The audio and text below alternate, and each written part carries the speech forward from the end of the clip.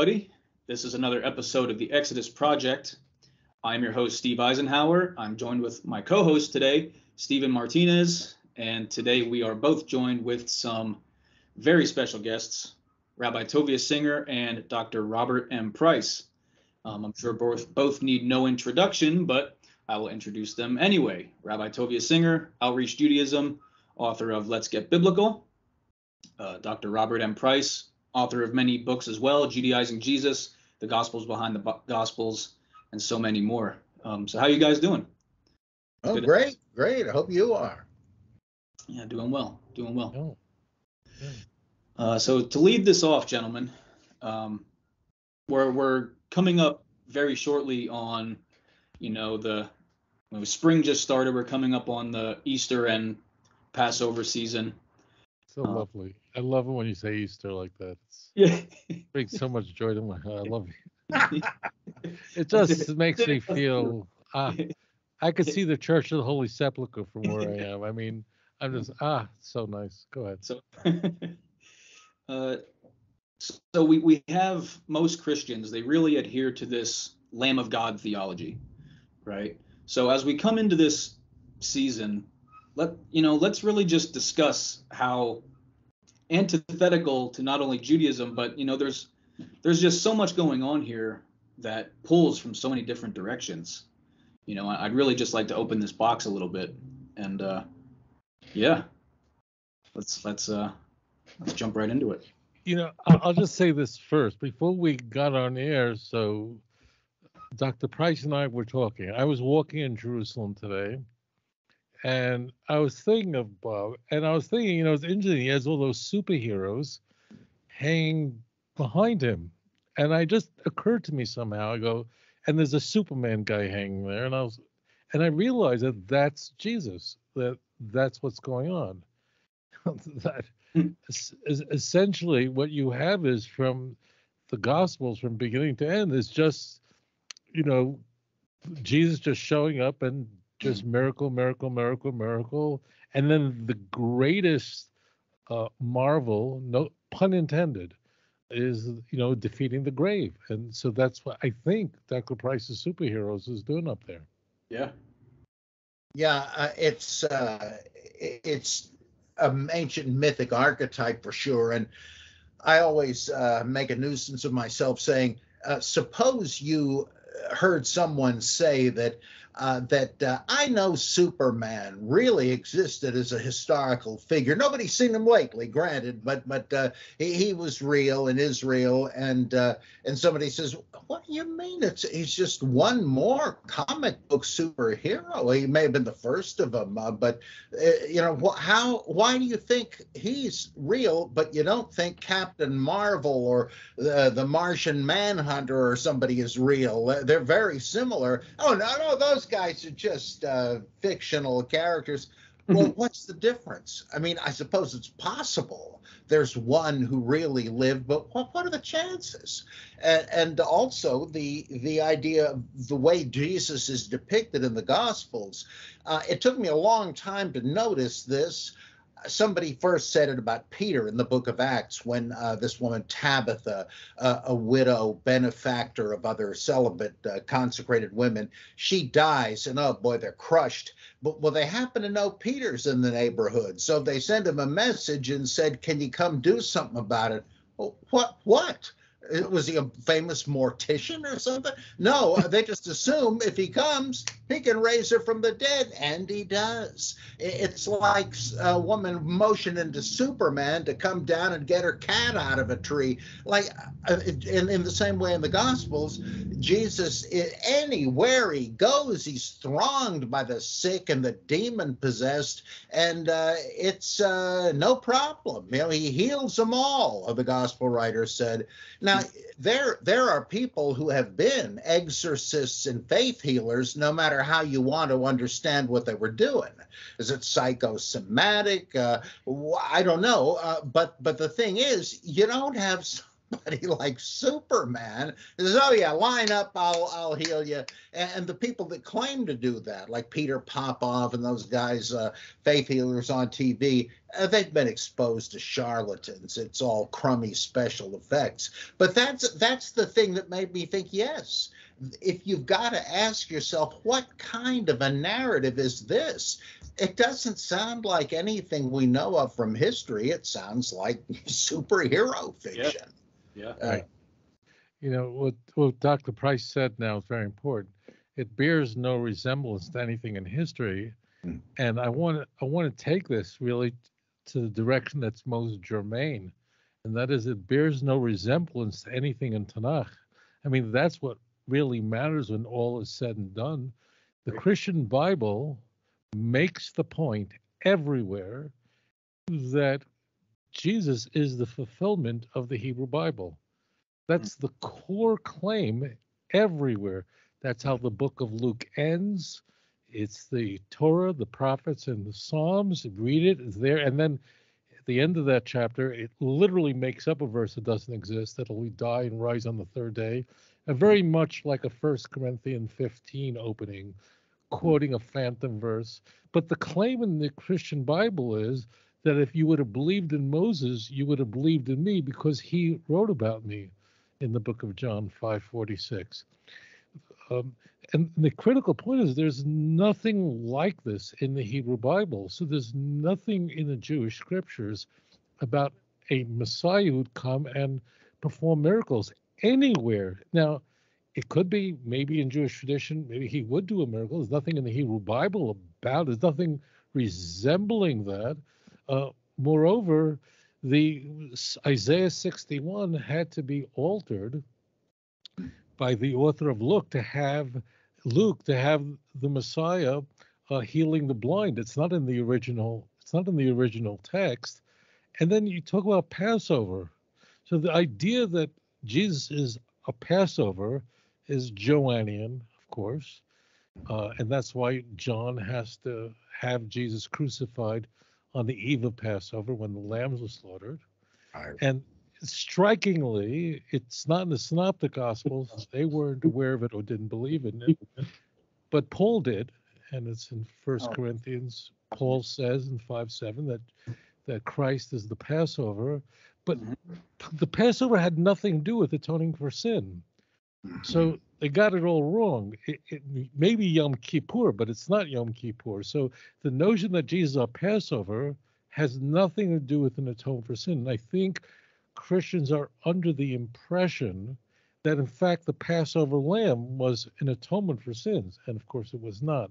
So what's really very germane is that there's no resemblance between what is taught in the Christian Bible and what we encounter when we look at Tanakh. Right.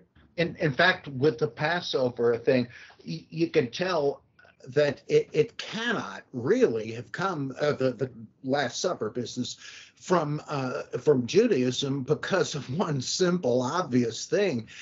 Here, this is my blood, drink you all of it.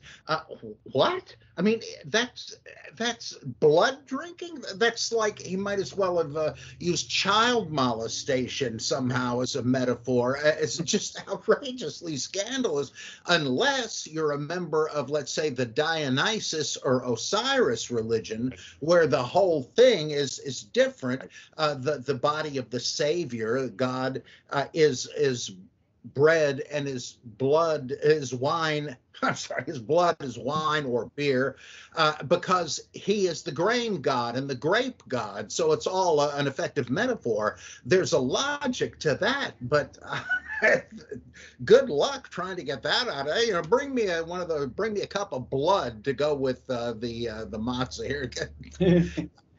And Christians ought to know this in a sense. They don't.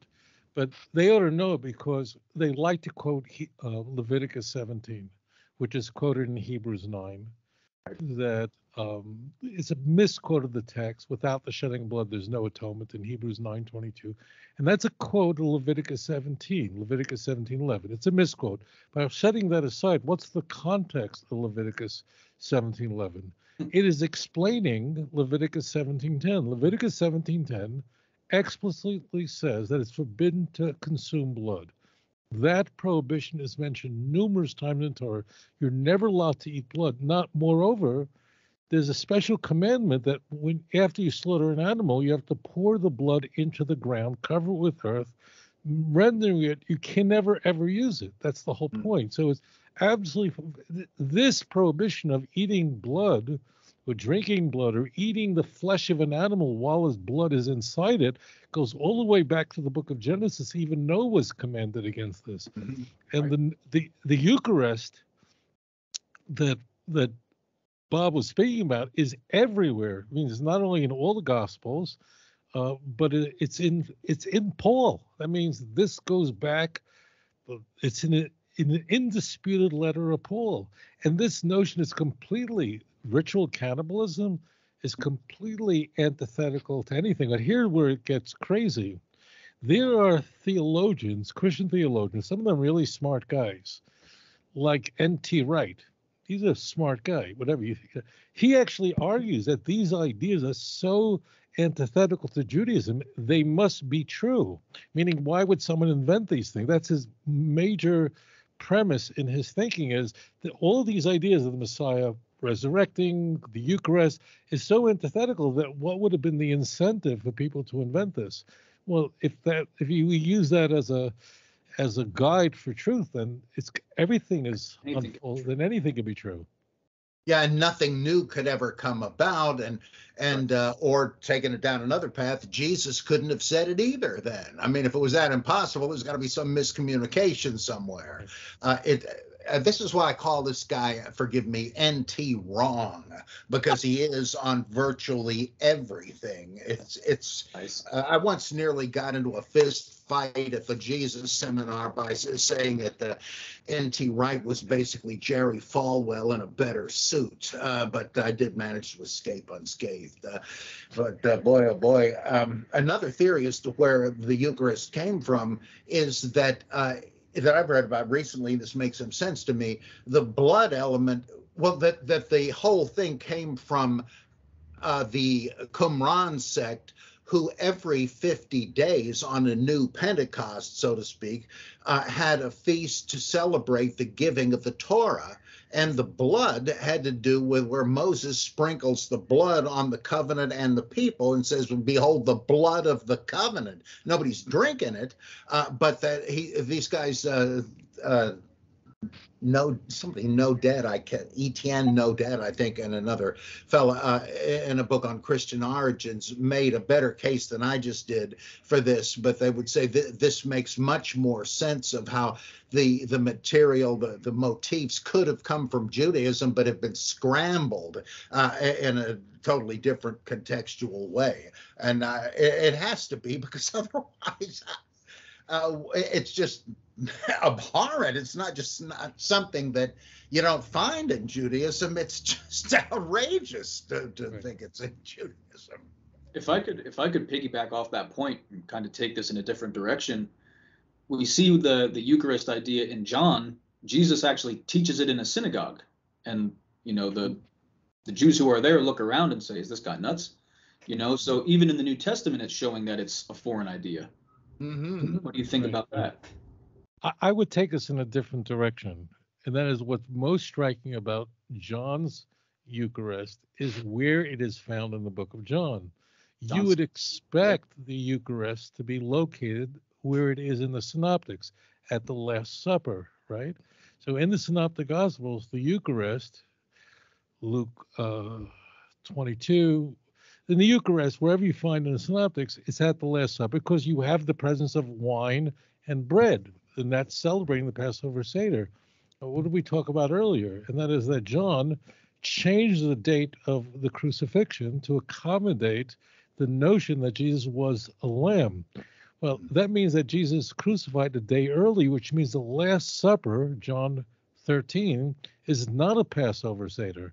And Jesus is instead washing the feet of the disciples. He's not doing the stuff that we find in the Synoptics. So therefore, what's so intriguing about John 6, I think it's 54 and 55, is it's not happening at a Passover Seder, because John has a completely different view.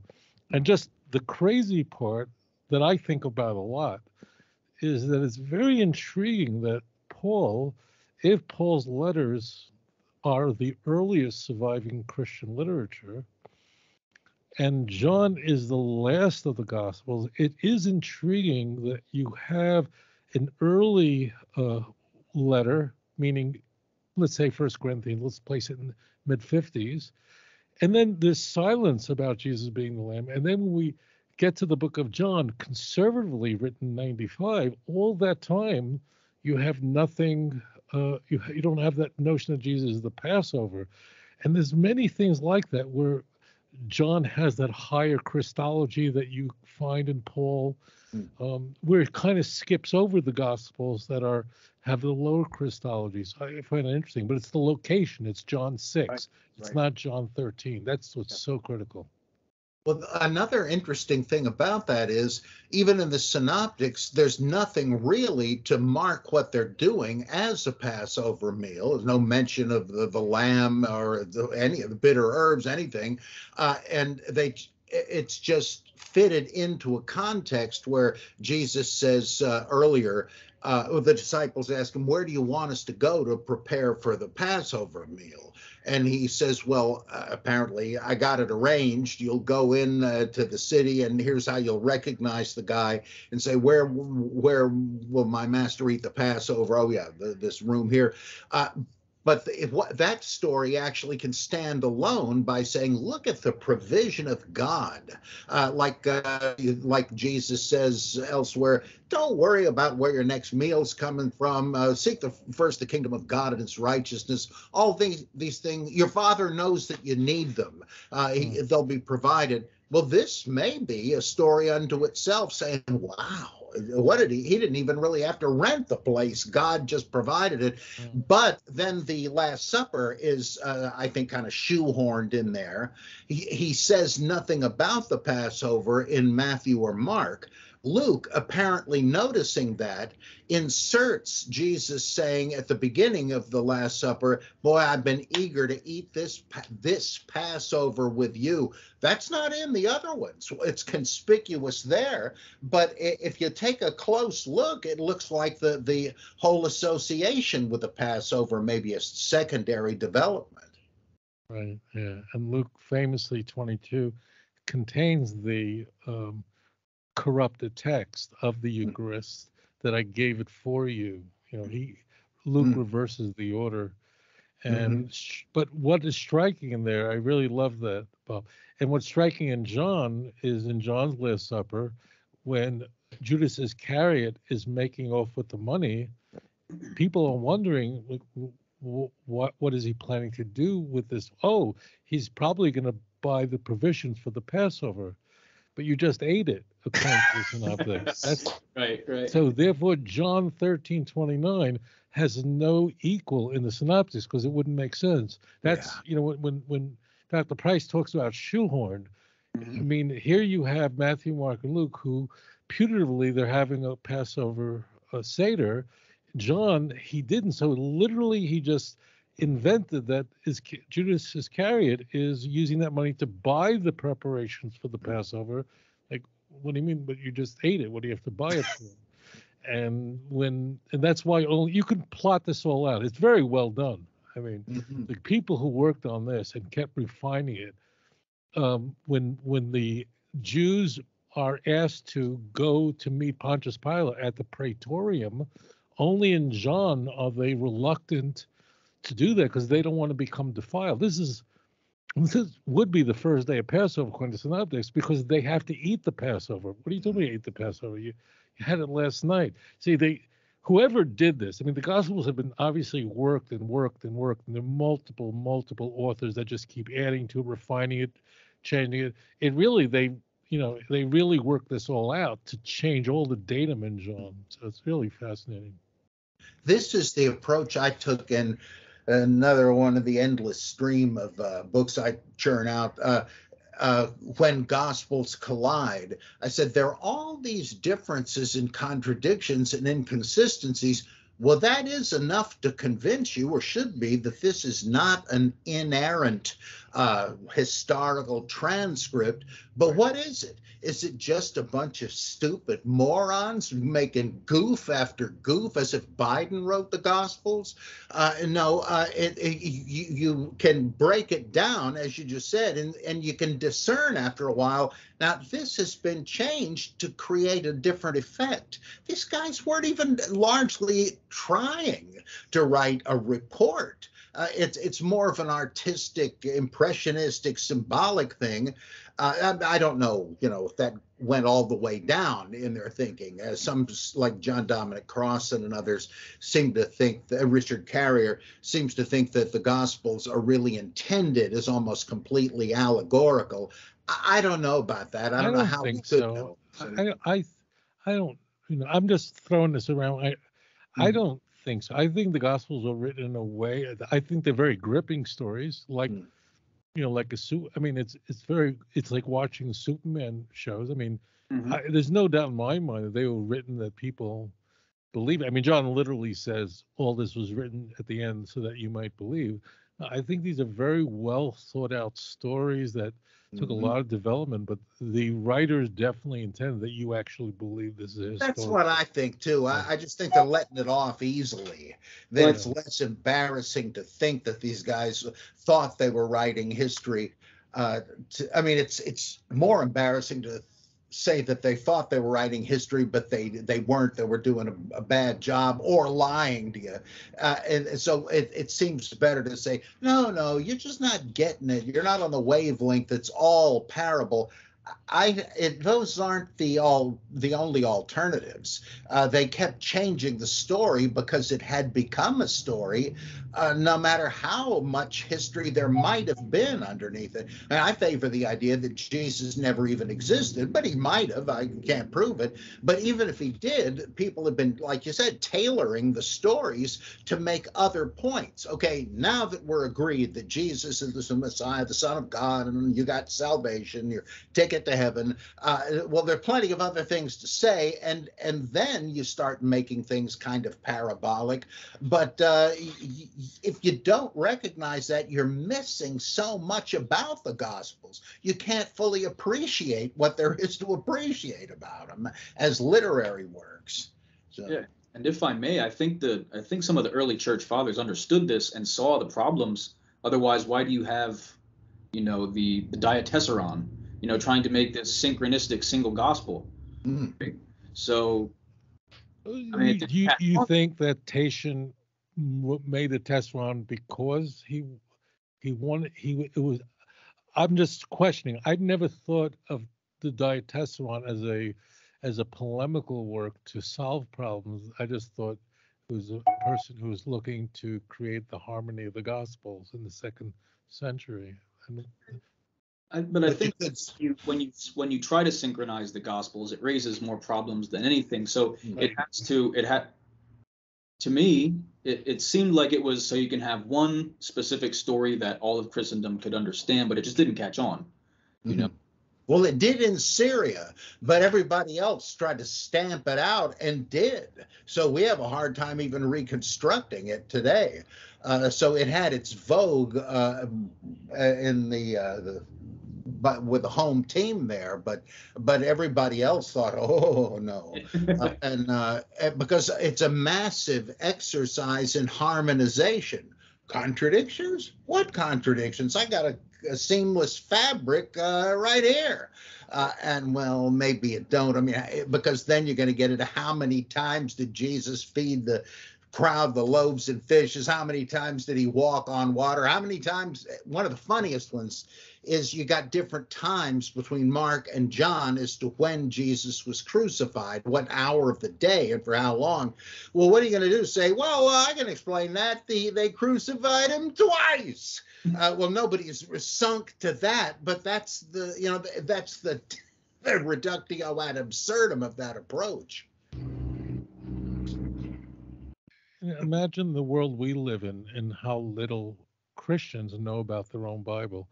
I've never been a Christian in my life, but I really, am surprised when I speak to Christians how little they know about their own Bible. And today, anyone can have a Bible for free, printed. Yeah. Imagine the ancient world where how did you get a Oh, book? forget it. Yeah. I mean, Would you even know what was in right. it? What was in it? Like, what was the literacy rate in the second century? How many people simply could read? And what was involved in actually owning the book of John or the book of Matthew? It would be, you know, what's about to happen. I'm actually, next week, I'm going to see the Sasson Canon, which is the oldest Masoretic text in the world. It's here in Israel now on display from the 9th century, right? Wow. So I literally, before we started recording, I actually purchased tickets to go see it because it's on display. It's the oldest Masoretic text. So, you know what work went into that? I mean, how many sheep had to be slaughtered? Yeah. I mean, Yeah. No so kidding. Yes. Yeah. so it's about to be sold. They estimated Christie's for like $50 million.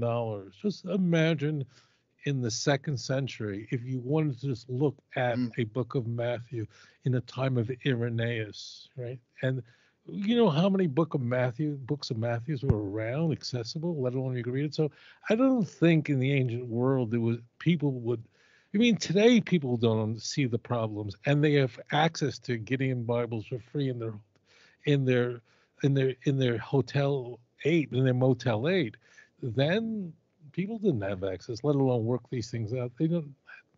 Very few people have that. Yeah, I like what Philip R. Davies said in one of his books, Whose Bible Is It Anyway, or In Search of Ancient Israel, one of those two, I think. He said, who wrote these works? Well, they were scribes, experts in the scripture. They knew what it said. And same thing with the New Testament, by the way. But who were they written for? Well, you didn't have like the Gideon Bible in the hotel room drawer, as you say. You couldn't go to a bookstore and get a copy of the Bible. So it's no surprise that there are all kinds of intricacies in the subtle changes, for instance, from one gospel to another, that most people could never even have known were there, much less what to make of it. And it wasn't because they were stupid. It's just the way books were available or not in their day. And it's sort of the same way today, though for a different reason. Again, like I got a whole shelf or two of different versions of the Bible in the other room there.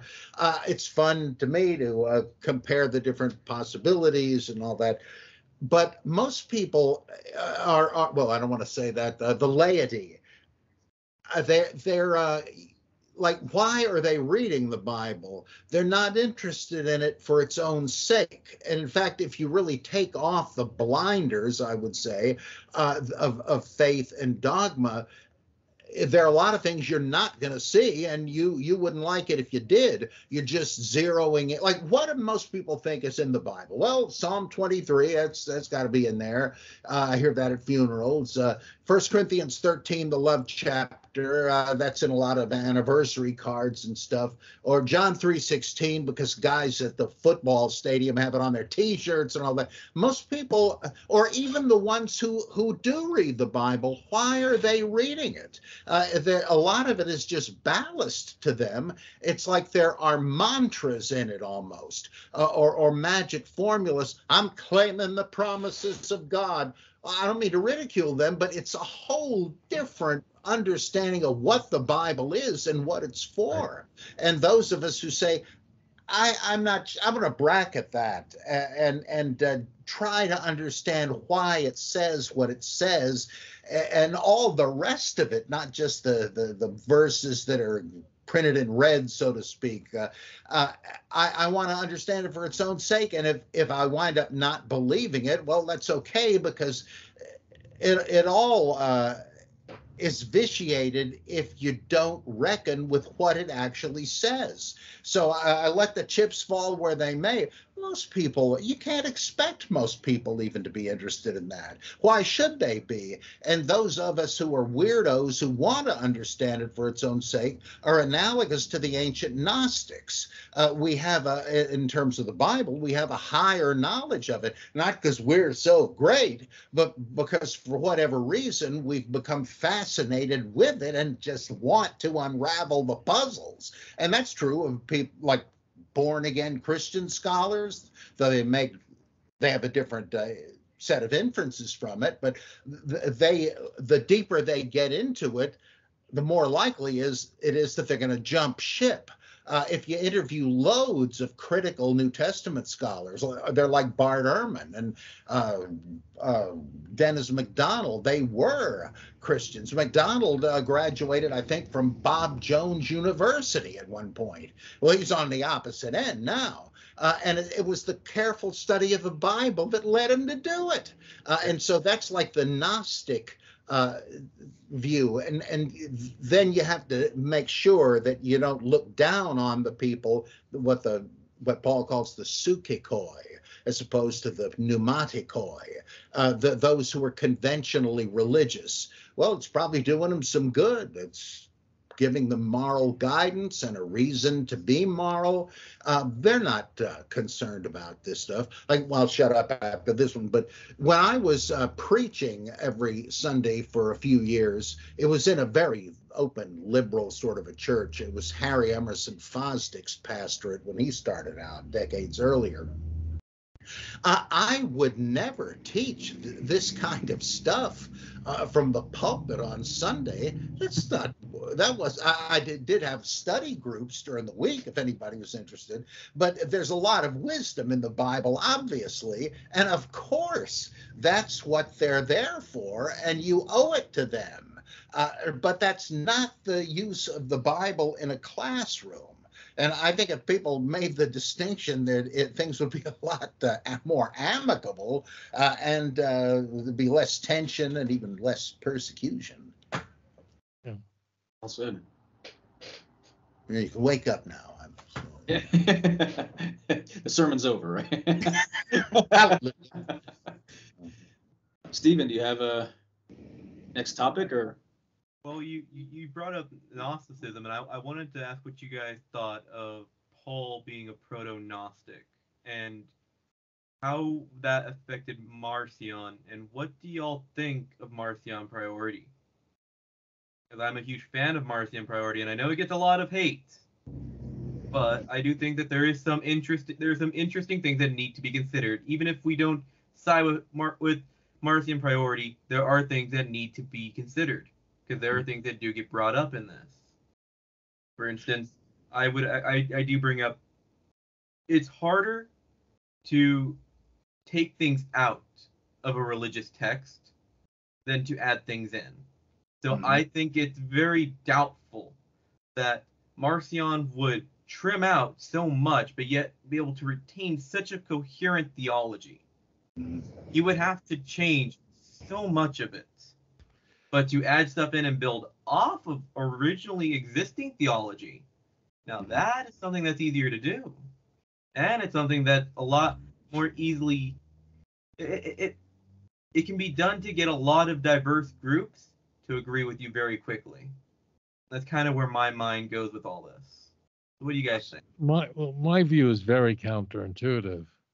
I think Marcion was right, which means although Marcion was vehemently anti-Jewish, he was right in his fundamental approach, and that is that the Old Testament and the New Testament were not compatible, and the God of the Old Testament and the God of Jesus were very, very different, and both of them were gods, but the God of the Christ was the great God. So to me, I'm going, yes, Marcion, you finally get it, that the New Testament can work internally, let's just say it can for a moment, but it's certainly incompatible with the Hebrew Bible. So here we have this very wealthy fellow from Asia Minor who puts forth a very cohesive idea that Paul has it right, and Paul's Christ, Paul's God, that's the one that I believe in. Paul keeps speaking about a gospel, so we'll take Luke, but Luke was definitely corrupt. There's some iteration of the book of Luke. So I'm going, as a Jew, I'm going, yes, sir, thank you. They're not compatible with each other. So Marcion was certainly anti-Jewish, but I'd go, well, at least he got that one right.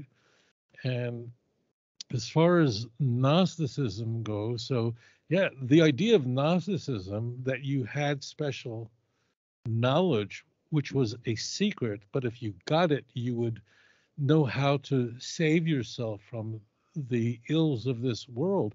That's all over Paul's writings. Paul says the most outrageous thing in 1 Corinthians 2, I think it's in 7 and 8. He said, if the rulers of the epoch had only known the truth about this whole mystery, they would have never crucified the Lord of glory. Like, it's like this big mystery that he's uncovering in Ephesians 3:3, which I think is definitely Paul, in my view, but he says explicitly that there's a grand mystery, and I'm going to let you in on it if you listen to me.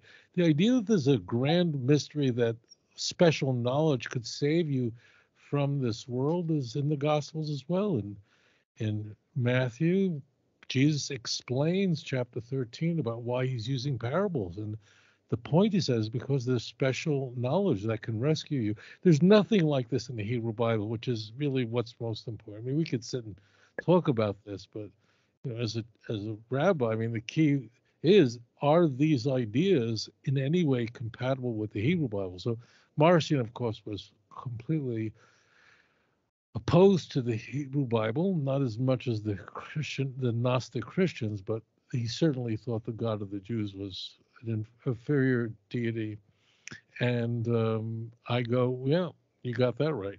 You're absolutely correct. Rabbi, just one final point, because you brought up if it's incompatible with the Hebrew Scriptures, that's what's really important. And we understand that what's revealed is revealed to us and our children forever, speaking of the Jewish people. So as some, massive, crazy, divine secret, does that even resonate with no? Jewish world the word, this will blow your mind away. The word mystery never appears in the entire corpus of Tanakh. There's no word mystery anywhere in the Hebrew Bible. And for you, the viewer, the Hebrew Bible is big. It's much larger than the Christian Bible. It's not quite, but it's almost 4 times the size. So the Hebrew Bible is written over a very long period of time. It's enormous. The term mystery appears nowhere, but you will find it particularly in Paul's or Pauline letters, that there's mysterious knowledge, and if you have that special knowledge, then you can unlock the mystery. But it's all a mystery, and you've got to say that, because it's very simple. If what you're teaching, this goes back to the N.T. Wright kind of thing. If you're teaching a theology that is not supported in the Hebrew Bible, it's nowhere to be found, then you have to attribute this salvation plan to a grand mystery which no one except those that are saved could have access to. I mean, Paul had no choice. I mean, he had to be confronted. Where is anything? Where is the Eucharist? This is a part of a grand mysterious salvation. It's the Christ Jesus. That's a term only Paul uses. It's special knowledge that if you have, then you could be saved. So that's all the Gnosticism. But again, how could there be a mystery in God's scheme of things? Because in Judaism, salvation, a relationship with God, has to be accessible to everyone, not just to people with fancy PhDs in rabbinical ordinations. That's insane. No matter what you believe, but you have to believe that if there is a God, then he certainly would want every person to have access to him. Not only someone who happened to be in the Levant in the 1st century who had access to the celibate guy running around. No, it had to be, and that's why there are in a sense, in Judaism, there are, when we say mysteries, like I can't explain the Holocaust, of course. That's not a mystery. So the secret things belong to the Lord. So that word is mysteries, but that which has been revealed belongs to us and to our children forever. You quoted that earlier. It's the last passage of Deuteronomy 29. So there can be no mystery, because the moment you say there's a mystery, then no one has access to it. And it has to be, if you read Genesis, right? It's so easy to read. I mean, you just read it through, and it just reads right straight through. If you read the Ten Commandments, it's pretty clear what's going on there. Yeah. If you want to follow it, that's a different thing. But it's very clear that the author of this book doesn't want you to eat pork. It doesn't want you to sleep with another man's wife. That's very, very straightforward. Nothing mysterious there. And you can do it. Paul has to change all of this. It is a grand mystery, and you can't do it. And no one can do it. Romans 3, and it's he molests Psalm 14 that no one wants to. It's totally taken out of context. So yeah, you have to say that. There's. I think you can see, like how this appeared in Christianity, how it mutated in that direction. Because at Qumran in the Dead Sea Scrolls, whoever is writing it says that the teacher of righteousness, or the righteous teacher, whatever, opened the scriptures to us with the method, they called, I guess, the Psher Method, the mystery solving or puzzle solving method, because they had the feeling, the conviction. What is the scripture just a dead letter now? I mean, God predicted through the prophets that things would happen, and they have. But is that it? Is it just a museum relic, like the Constitution in the big shrine in Washington? Is it that can't be so? There must still be, as one of the Pilgrims, a Puritan, said, there must still be light ready to break forth from the holy page. And so they said, yeah, we know what it meant, but I bet if you know how to dig for it, you'll find new revelations about the teacher of righteousness himself and what we ought to believe is going to happen in the future. And that was like really a departure from any sort of straightforward exegesis. And then you take it even further into history, the Kabbalah, Gematria, and all that stuff, that's also saying, well, we love the straightforward meaning, but maybe there's all kinds of depths of truth that you really have to know how to find, and that's sort of Gnosticizing, but that's far later than biblical Judaism.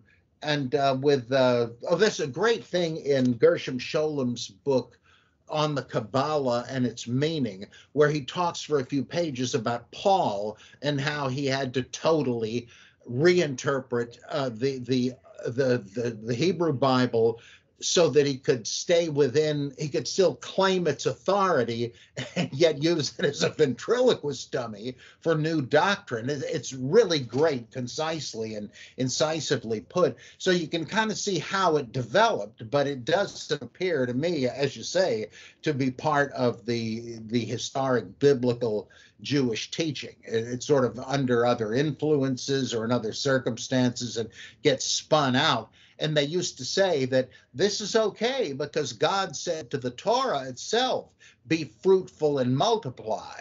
So there's all kinds of new meaning in it. Of course, that's very dangerous because any nut can come along and say, well, I've got a technique that says, you ought to have a bloody crusade against the heathen, or that there's 4 persons in the Godhead and I'm one of them. Yeah, right, pal. But that's kind of like the warning against false prophets, I guess, in Deuteronomy. That's easy to say, but tough to back up and dangerous. Right. And Paul could be considered a good example of that. Yeah. Oh yeah. Now, springboarding off of that, we've been talking about parallels a lot. We've been dancing around all the parallels, and so, why do you think all these parallels are there? What drove the authors, do you think, to put these types of parallels? Do you think it was to really gather them in, gather the diverse Christian groups in? Universalism type thing. Or was it, because you have different ideas, you have like Roman providence theory. And so you have different ideas of why it was done, why it was written the way it was. And we've danced a lot around the symbology, but we haven't gotten really into why the symbology could have been done. Do you guys think it was? I'm not sure I understand your question. Why was what specifically written in what Why way? was the New Testament, especially the Gospels, written with so many parallels to so many myths? Do you think it was to really just want to attract people in from the various groups? I doubt it was like a studied marketing thing, though. I mean, that has happened. Even we know of cases in ancient religion where it was a strategy, and it's coming mighty close to a hoax, if you say that. But it seems to me that a lot of these things were just in the air because the Hellenistic period in the whole Mediterranean world was one of cosmopolitanism, unprecedented travel, encounters between people of different religions, which led to syncretism. Like earlier than that, when the Greeks learned about Egyptian religions, they said, wow, that is something. Your Osiris sounds a whole lot like our Dionysus. I bet you the two names are the same guy.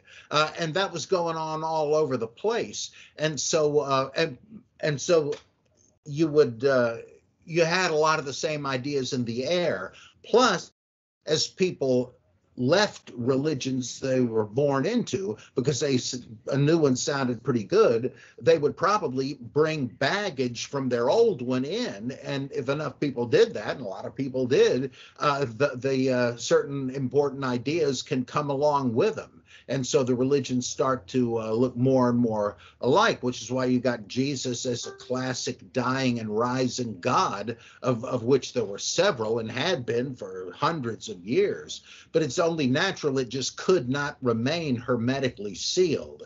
That's one of the many errors I think N.T. Wright makes. He said, oh, devout Jews would never countenance any influence from pagans. Yeah, how come there are synagogue mosaics that show Hercules in his chariot riding through the zodiac?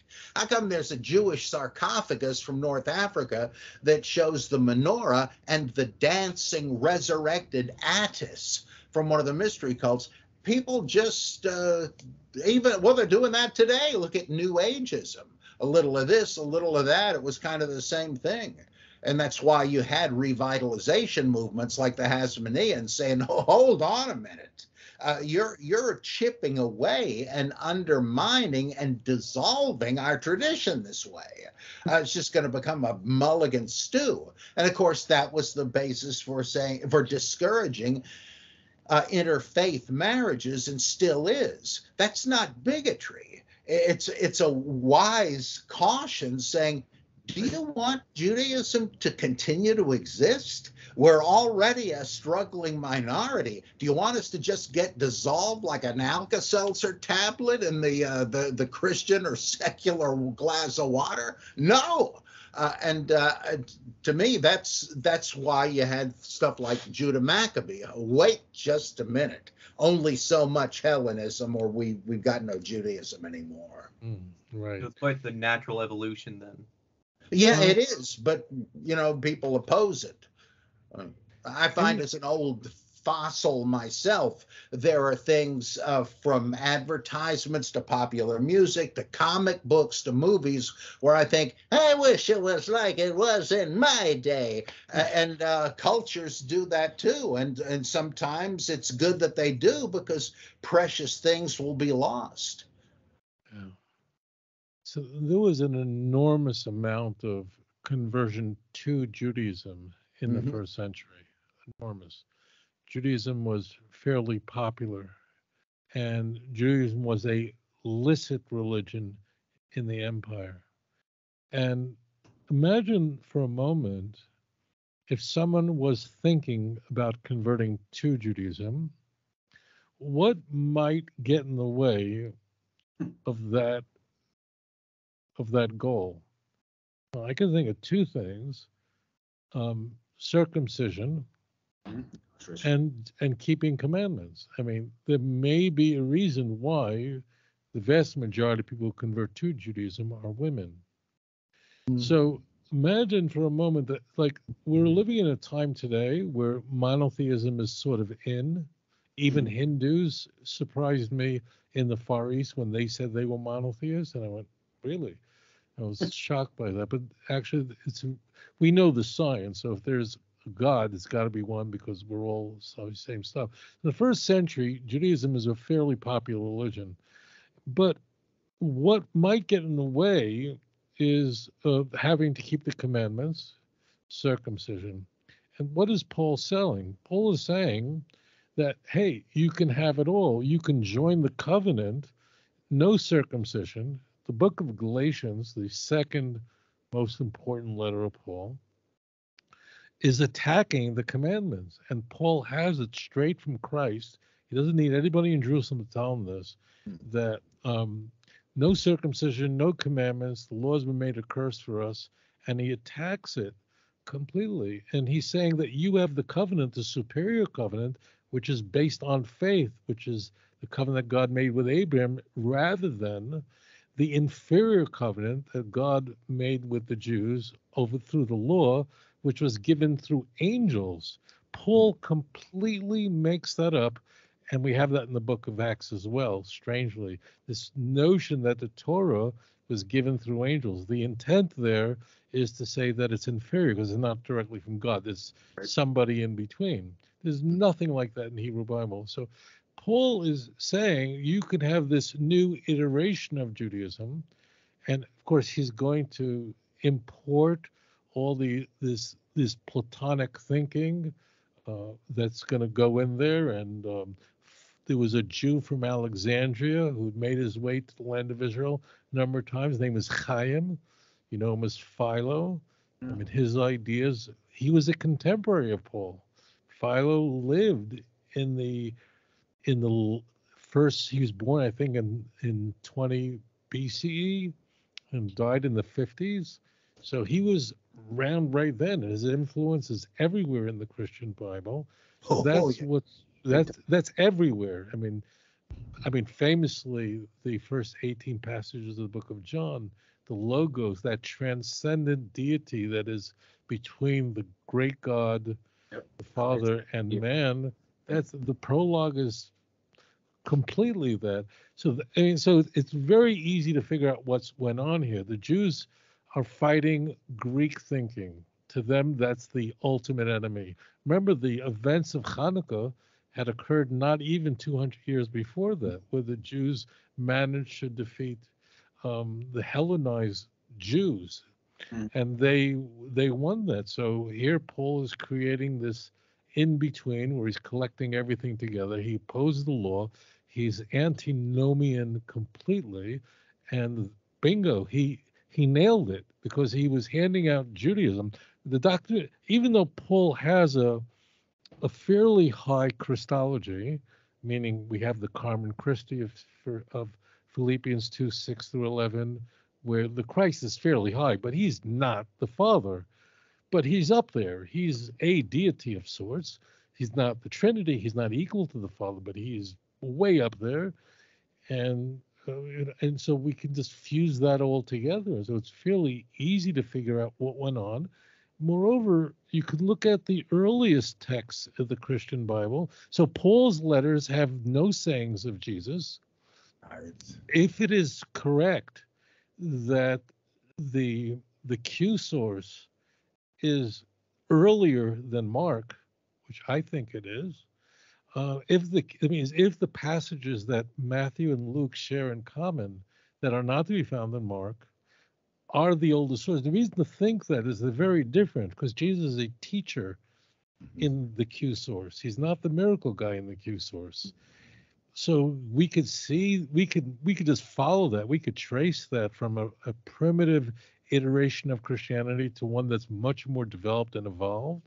So it's pretty easy to see what happened and how the stories develop. It's not difficult to figure out that you look at the book of Mark with no infancy narrative, no resurrection account, right? And then you could just trace that to Matthew and Luke where it's so developed, infancy narrative, but no prologue, and then you have John. I mean, like, this is so transparent of what's happened here. Just the trajectory is the anti-Semitism develops in the New Testament. Like, the book of John is much more anti-Semitic than the book of Mark is. Very easy to see that. I mean, that's like, you don't need any fancy scholarship for that. You just read it. It's very easy to see what's happening there. More anti-Jewish. If I can expand on his question just a little bit, we have all these parallels, as he said, whether it be this virgin birth or this Superman figure who can do no wrong. He really, if you're reading it and you come with that theology of he was incapable of sin, well, does Jesus even have free will? But furthermore, the dying, saving man God, all these things, you have all these parallels. Does that show us more of, the worldview of the audience, like who it's being written to, rather than the writer themselves? It would seem that if this is what you're trying to do, it's not being written to a Torah Judaism audience. It's written in Greek, my friend. Right, exactly. So, hello. I mean, these books are written in Greek. Do I need to say more? I mean, full stop, end. The books, I mean, it's important for the viewers to understand how meaningful that is. Yeah.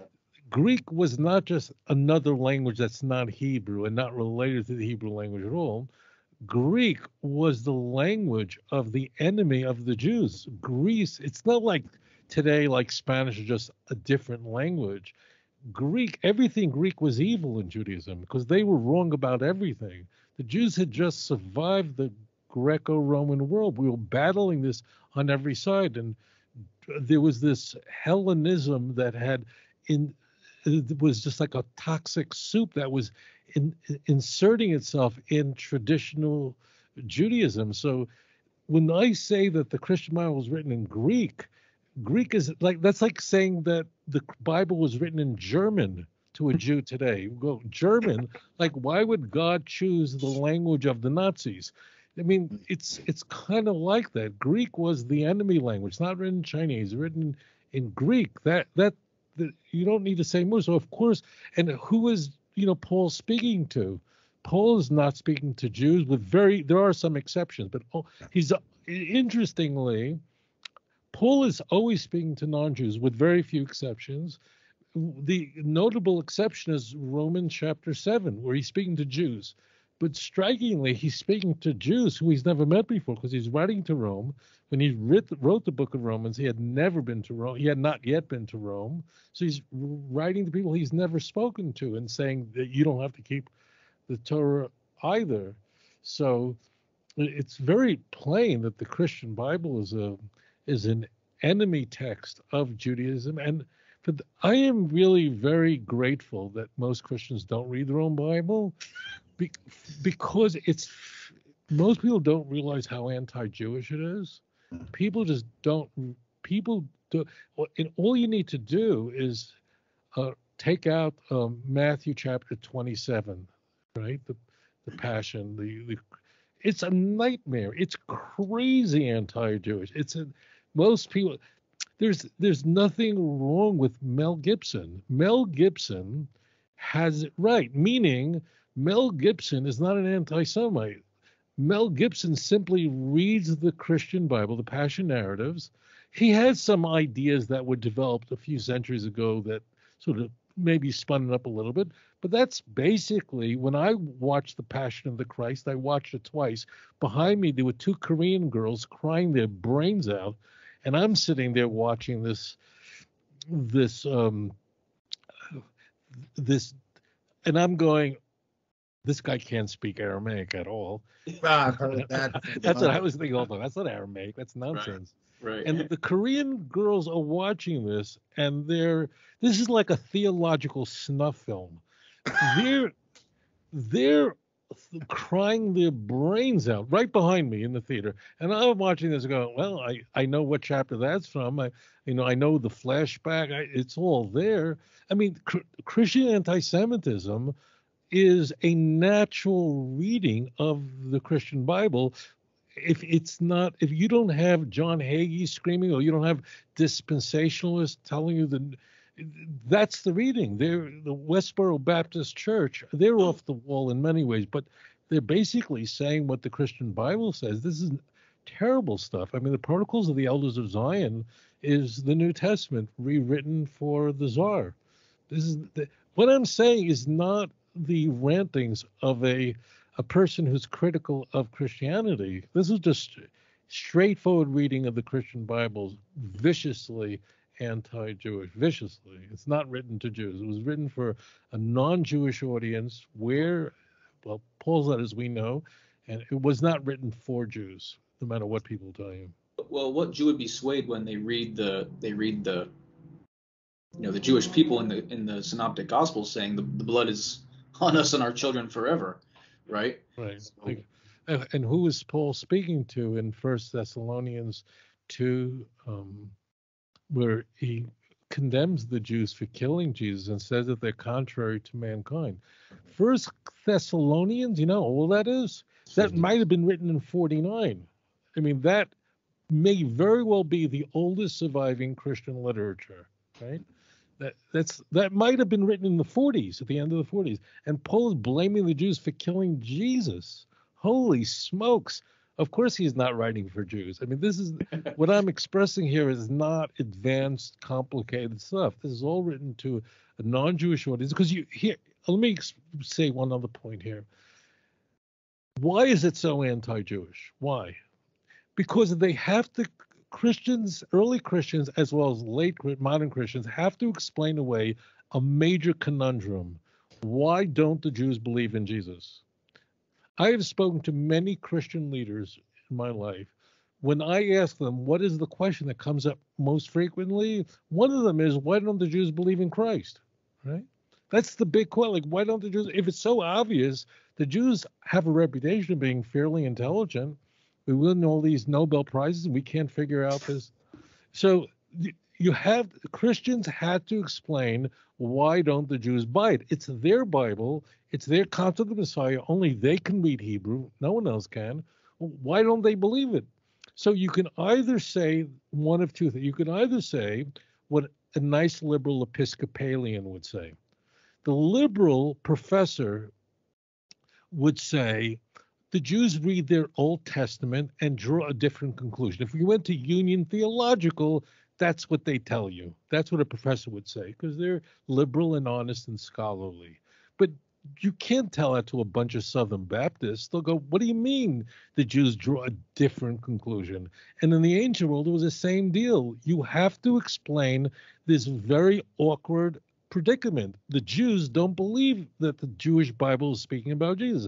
That's a problem. If the Chinese don't believe in Jesus, well, the Chinese don't know anything about the Jews. So you have to therefore explain that the Jews are blinded, that the Jews are evil, that the Jews never could see their salvation. They never could figure out their own book. They always turn their back on God. And that's the same idea that fueled the Epistle of Barnabas. The Jews never understood their own book. That's what's really going on. The Jews never understood it, and moreover, they're enemies of God, and they are the children of the devil, John 8:44. They're in opposition against God.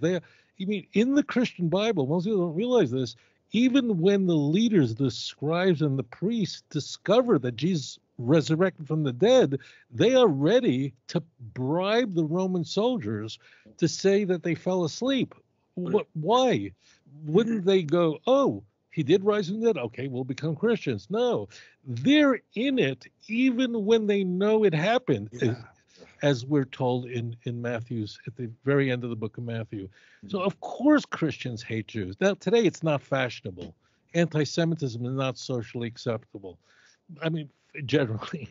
But, I mean, you don't say I hate Jews. There are all kinds of euphemisms that people can use. But the Christian Bible, that's what's going on. The reason why the Jews have to be portrayed and characterized as demonic is because if they're not demonic, then you have to explain away their rejection of Christianity. It's that simple. Yeah, I think you can. By the way, my name for the Passion of the Christ is Golgotha Chainsaw Massacre. That seems to me to fit it as well.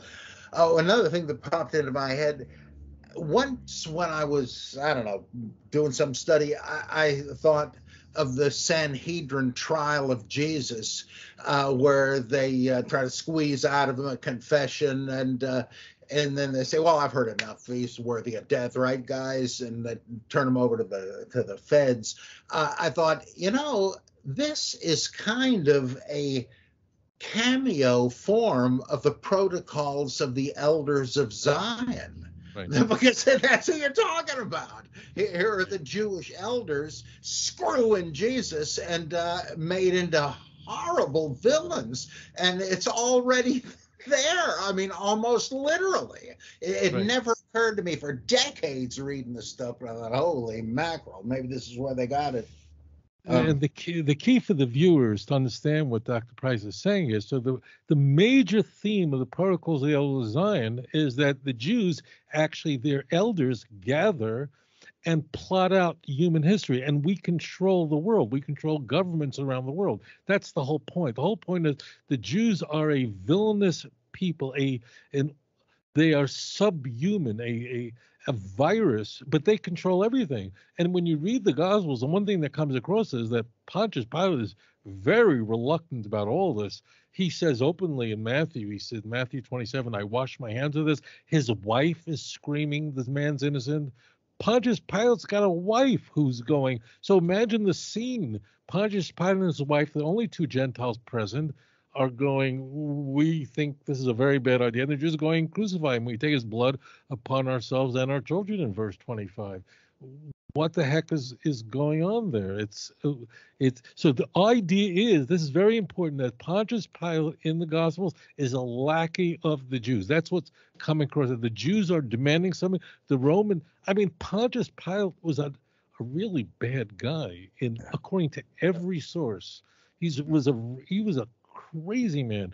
But the key in the Gospels that all of them share uniformly is that the Jews really controlled everything, and Pontius Pilate was a lackey of the Jews and had to give in to the crazy hordes of Jews who hated Christ and wanted him dead. Dr. Price and I could sit and talk about contradictions, which is very intriguing, but what I think is much more important is that the Gospels agree on this across the board. Pontius Pilate does whatever the Jews demand, and it's the Jews that wanted him dead and by any means kill him. And Pontius Pilate is going, I don't think so. And in John 19, I think it's verse 11, Jesus confirms to Pontius Pilate that actually your sin is not very important. It's really the ones who gave me over to you. It's their sin that's greater. Holy smokes. That's it. Close the book. That's the protocols of the elders. That's why what Dr. Price said is very important. The protocols is that the Jews control the world. The Jews, and we see it. The Jews control the media. We control Hollywood. Who would know? We apparently control chess because half of the world chess champions are Jews, and I don't know how the Jews are pulling that one off. Whatever. We control the bank. We control all of it. That's the key. That's the key, and that's where everyone agrees. That's all the Gospels are the same. It's intriguing to talk about contradictions, but what's very important is that never changes. The Jews are culpable, and that's why in the Ethiopian Orthodox Church, Pontius Pilate is considered a saint. They have a tradition of Pontius Pilate renounced everything, committed suicide, and they venerate him. Yep. Well, look at the non-canonical text, the Acts of Pilate. Right. They make him look like a sweet guy, and they it goes to show an early worldview of the church that Judaism was like an obsolete religion because Jesus strolls down into hell and King David's there waving high. So it's almost as if in the book of Samuel when Nathan says God's already forgiven you, well, was that a pointless forgiveness? It's really insinuating that you're giving too much. They pull Christian. I really care about Christians. I really do, because I get why. But Christians not only don't see that.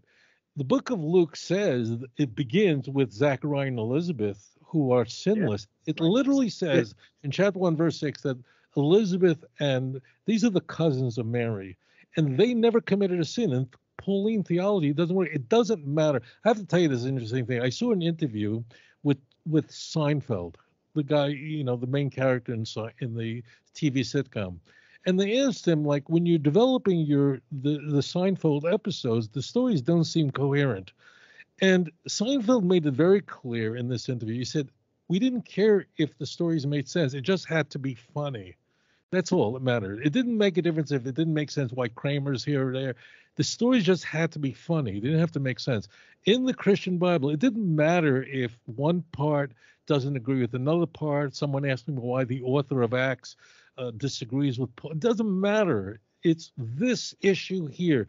If Elizabeth and Zechariah have to be saints, then we'll put it in there. It doesn't make a difference. And it worked. They were right.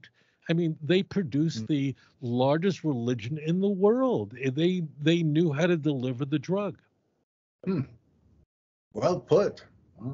That was it. I mean, it doesn't have to work. They're not cohesive. Internally, they don't work.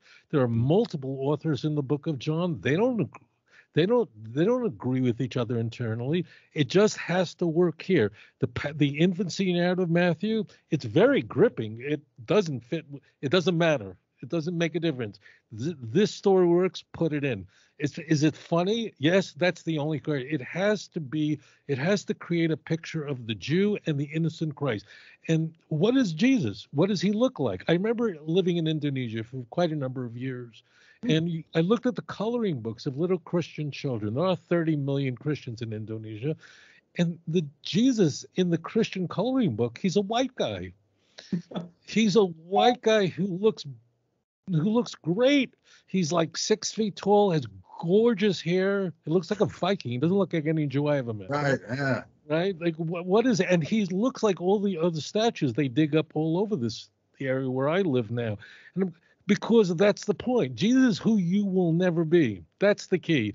You're so damaged and sinful, and Christ was perfect. He looked great. He always said the smartest thing, even though he had enemies all around him. And, I mean, isn't there anyone that ever betrayed you? And don't you? Well, Jesus always had the great line, and he ultimately defeated the grave. I mean, and if you believe in him, if you accept his resurrection, he'll breathe on you. and you'll have all the powers that he had. And that's the end of John, the end of Mark. That's the Pentecost and Luke's iteration. That's all. He's Superman, and if you accept him, then you have the powers of the Christ. That's the key. Greater works than I do will my disciples do. That's always a surprise, but that's why. I mean, if Jesus was then he's in the past for it to be, or like if in John 20 where he breathes on them, receive the Holy Spirit, whoever sins you remit, they're remitted. If you retain them, they're stuck with them. Like if it was only Jesus, he's almost irrelevant, so there has to be an institutional transfer or inheritance of his authority. So Jesus is sort of like the founder of the firm in this picture and a painting in the frame, and we're just carrying on his work and maybe even doing better. The Gnostics had a gospel where Jesus says to the disciples, you should get back to the pleroma. Maybe you can even beat me there. So they had a very optimistic idea, but the underside of that is Jesus, so great. Well, that's true of us because we're really him. Right. And it doesn't make a difference if it is said in the earlier parts of the gospel that only God can forgive sin and no one else can forgive sin. So that's a perfect example. So in the gospel, we're told that when Jesus says your sin is forgiven, so the Jews go, oh, but only God can forgive sin.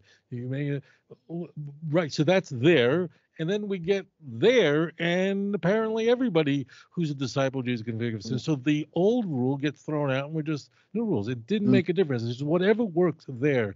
You have to have the first Easter in John chapter 20, and then it's transferred to the disciples, and they all become. That's fine, but it doesn't make a difference. It works there internally. One of the most outrageous things, speaking of Easter coming up, is somebody pointed this out. I don't know how I didn't see it until then. With the empty tomb stories, like in Mark, as you said, there's no resurrection story, though it sort of it says that there should be. That Jesus, the young man at the tomb, is saying, "Well, Jesus left these instructions: go and tell Peter and the others to meet him in Galilee," but they don't. Right? It says they said nothing to anybody, for they were terrified. What? Well, it's interesting that Matthew, Luke, and John can only continue beyond that point by rejecting Mark's ending. They say, no, they did tell the disciples. Wait a second, how can you take this seriously as a true narrative if they to change the original? And I don't like that ending. I'm cutting it off and writing my own. How can you possibly take that seriously as being factual? It's just, no, that's what we have to have. So let's stick it on there. But Mark is I find most elegant in a sense, because it's internally very consistent. So it begins with Jesus, a mystery, nobody knows, and it ends really with the Roman centurion. That's the key for Mark. The Roman centurion who represents the empire, he gets it. He's truly the Son of God, and the Jews don't. That's the key. So the Roman centurion, who's like this very high official representing the empire, that's the drama of Mark. He unlocks the mystery, and of course he's a Gentile. He represents the empire, and the Jews are still blind. So it's that mystery unlocked, but only by the centurion, not by the Jews. That's why by adding in the ending to the end of Mark, although it comports with Matthew and Luke, but it essentially ruins Mark, because Mark has a device there of who's Jesus, nobody knows, for the first 8 chapters. So it's very intriguing. It's demonic, but it's intriguing. The demonic usually is. Yeah. That's similar ideas all throughout the New Testament, that especially the Gospels, that the Gentiles understand, but the Jews don't. Right? The Gentiles are dumb; they don't get it. So the Jews are super smart, and salvation is of the Jews, but the Gentiles just don't know any better. It's like both Jews and Gentiles are criticized in the Sermon on the Mount, but the criticism assigned to the Jews is much more fierce than for the Gentiles. Gentiles are portrayed as just not knowing any better, should know more. As far as Jews know their Bible, they definitely have it, and the Pharisees sit in the seat of Moses. But Gentiles are nothing like the Jews, because they're not clever enough. They're not in on it. They don't get it. And Jesus is there to finally break that all down in the Great Commission and go to all nations. And there's the separation of Jew and Gentile has been torn apart like the veil in the temple. I mean, that's how it all goes in them. Well, it's not just the centurion at the cross. Remember the Q passage in Luke and Matthew, where the guy either sends word or comes himself, depending on which one you're reading. He says, I got this servant who's dear to my heart. He's on his deathbed. I wondered, would you come and heal him? I know it'll work if you do. And Jesus says, well, look at this. I've never found faith like this in all of Israel. Oh, what is that telling you? That's got unpleasant implications, because it's not just, that's what happened one day. No, it's a programmatic, propagandistic statement. When I read the New Testament, started reading it a little more than 40 years ago, I stopped being offended by non-Jews. As a child, I grew up around Christians in Brooklyn, and they all hated me. They were terribly anti-Semitic, and I was born 15 years after the Holocaust. I thought non-Jews were just completely insane. That's how I thought. I just felt nothing but antipathy for them. But when I eventually read the Christian Bible, it changed my whole view of non-Jews, because I said, oh, I see now why they hate us. They're not genetically inferior, evil, or anything like that. They've just been poisoned by this literature, and they're, of course, saying all these stupid things about us. Because I couldn't figure out why. And I grew up in Brooklyn. It was all Christians, Roman Catholic, basically Italian, Irish, Hispanic. That was it. They were all Christians in some way, and I just couldn't figure out why they hate me, why they accused me of killing Jesus, and It just didn't make any sense to me. I thought they were insane. Also, I mean, all around me were survivors of the Holocaust. Everywhere there were people with numbers on their arms. I thought non-Jews were crazy. Oh yeah, but my family, virtually no one survived. My family was murdered in the spring of '44 in Hungary, when all of Hungarian Jewry was destroyed in just a few months in the spring. So around me, it was just people with numbers on their arm. That's all. So that was ubiquitous. Now there are not many survivors left. So of course you think Christians are insane. They're just to be avoided. And it was only in my 20s, as I'm studying the Christian mind, so I'm going, oh, so they're taking this stuff literally. So they're not crazy. They're actual rational actors who've been filled with this literature and drawing the only logical conclusion that, all right, the Holocaust isn't a good thing, but deep down, I know now they think to themselves, all right, maybe the Holocaust was gas chambers was going over the top, but they kind of had it coming, for doing this. I mean, this is I'll end with this point. It's really grotesque that Christians point to the suffering and death of the disciples, the putative death and suffering of the disciples, who they say all died of these horrible deaths, with the exception of John. And that proves that they were really godly and they really were willing to die for what they believed. But somehow the suffering and death of Jews at the hands of the church, that proves the wrongfulness of Judaism. So somehow the suffering of Christians and the death of Christians proves the truthfulness of Christ, and the suffering and death of Jews proves the wrongfulness of the synagogue. That's the amazing imbalance, the unequal weights and measurements that Christians employ when encountering the Jew. Yeah, what are the chances you're going to be sympathetic and open-minded? I mean, people do transcend it, like yourself, but that's something that's a big assignment you're kind of born with. I once saw I think it was an issue in Newsweek. I forget I think it was just scenes from America during the bicentennial, come to think of it. And one of the pictures was from a Ku Klux Klan rally with this father or mother in the regalia holding up their little baby son, who is in a baby version of a Klan outfit with a hood and the whole thing. I thought, well, I guess there is something to predestination, because this kid is already damned. I mean, good luck growing up as a human being, kid. Right. If you look at the signs, the posts, I hate saying it, but I'll tell you the truth. If you look at the posters of the Westboro Baptist Church, they hold up these signs. They're actually not misquoting anything. They actually, they're very extremely offensive. And I want to full disclosure, any fundamentalist Christian would be repulsed by their approach and their discussing. I don't want to think that Americans just find it repulsive. I'm not Christians, fundamentalist Christians. But they're not saying that. If you look at what they're quoting and you look it up, it really does say those things. They're not making, God says kill fags. Well, Leviticus so and so. They're not taking anything out of context. When it says God hates the Jews and they're quoting John 8:44, it really says that in John 8:44. They're really these guys, the Goyim Defense League, this very anti-Semitic group. Wow. Yeah. They do hold up signs with these passages from the Christian Bible, and those are real quotes. I mean, they're not misquoting the text. I mean, it's yeah.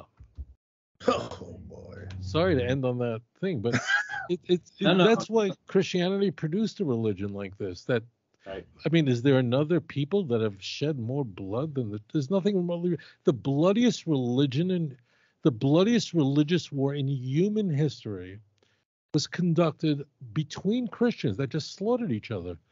From 1618 to 1648, Christians just eviscerated the Holy Roman Empire, eviscerated Germany. 8 million people were dead, and it triggered the Enlightenment. I mean, that had a dramatic change on the way people thought about religion. And there's a reason why people in the 18th century really started thinking about religion in a way, very sophisticated way, and calling everything into question. Well, there's nothing else that remotely compares to this insanity. Well, that's all a read of the text. I understand where it comes from. Makes sense. Yeah. And if you guys are able, I just have one more point I'd like to touch on, and then we could end on this. If you guys have time, is that okay? Sure, I do. Okay. So the Christian Bible really has to, pad Paul's resume, and even Jesus says that, the Pharisees are right. Pharisaic Judaism is correct.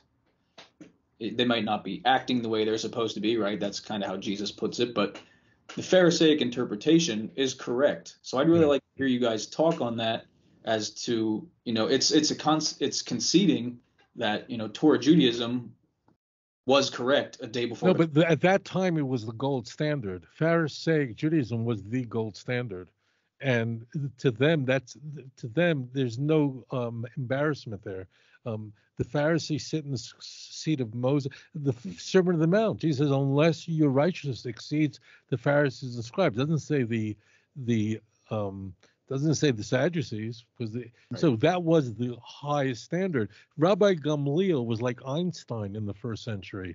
He was the greatest rabbi of the time. He was a Tana. So to say you're a student of Gamliel, that's like saying you're a student of Einstein, and then trying to sell flat Earth, whatever. That means he's selling nonsense. But now Paul doesn't make the claim of Gamliel. Right. That's only made now. That's very important, because when Paul is writing, Gamliel is alive. Gamliel dies in the 50s.